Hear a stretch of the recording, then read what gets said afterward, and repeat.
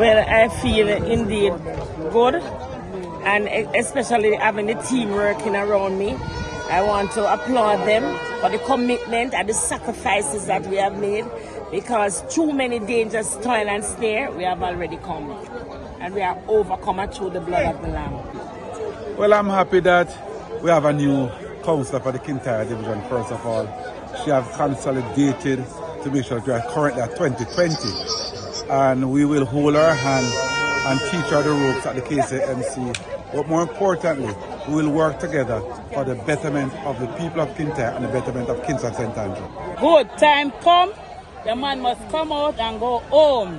Him say we can't sleep with the door open, nothing like that. PLI, we're tired of him now, him for going yard. I just come from town and I heard it, but I was ready. My family called me and said, put on your clothes. And I said, oh, I'm ready, long time I want to go. Thank you. How you feel about winning? I just say, when I did hear say we lose, I did sick. I couldn't get up out of my bed shoes, and now I'm energized, I'm ready for anything.